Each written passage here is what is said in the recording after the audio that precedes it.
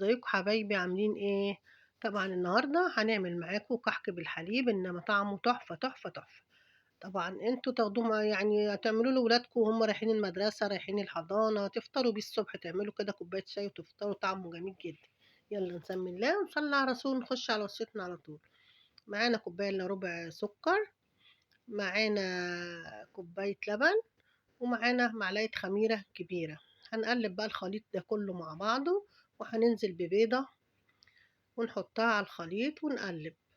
معايا نص كوباية زيت، وهقلب الخليط برضو.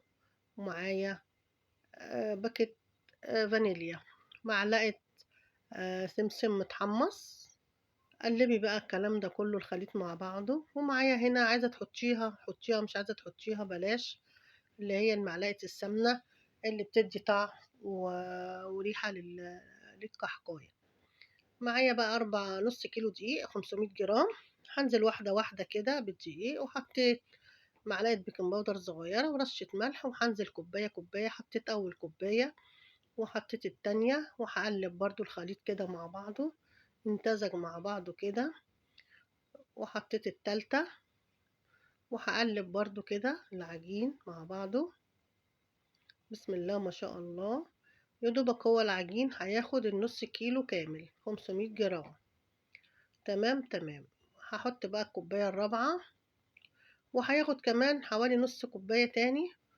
ولميت بقى العجينة كده، بسم الله ما شاء الله. مش طبعا عجينة بتلزق شوية كده، مش عايزينها تكون ناشفة عشان تبقى خفيفة كده، بسكوتة خفيفة، الكحكاية بقى خفيفة كده وجميلة.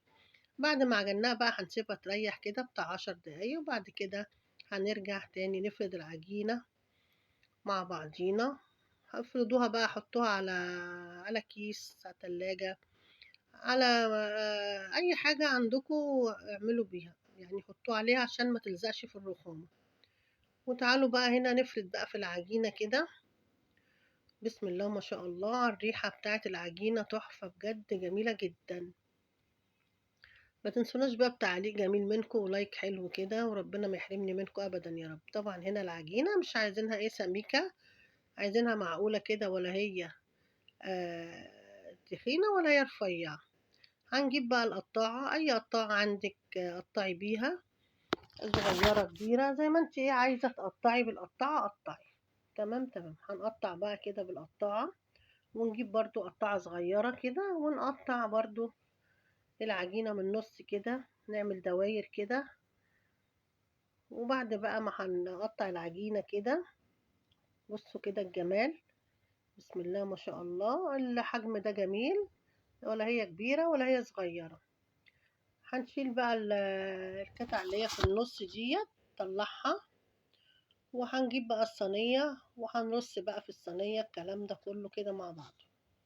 بسم الله ما شاء الله، على الروايح جميلة جدا. هنجيب بقى هنا، طبعا انا بحب يعني عشان ما يبقاش فيه زفارة، بحب اجيب شوية عسل اسمر وشوية لبن، وادربهم مع بعض كده، وادهن الوش. طبعا الوش هنا بيبقى شكله احمر وجميل، وبيدي لون تحفة ومفيش زفارة. تمام تمام. هدهن بقى الكلام ده كله كده مع بعضه. بعد ما دهنت بقى عندي هنا سمسم، هجيب برضو السمسم كده وارش عليه. وبعد ما ارش كده عليه واسيبه كده شوية، بتاع كده 10 دقايق، ما سيبهوش برضو يخمر جامد يعني. بتاع 10 دقايق كده وادخله الفرن. هغطيه بقى بعد ما عملته كده، هغطيه واسيبه لمدة 10 دقايق. طبعا انا مسخنة الفرن على 180 عشان الحاجات دي بتحب الفرن حامي.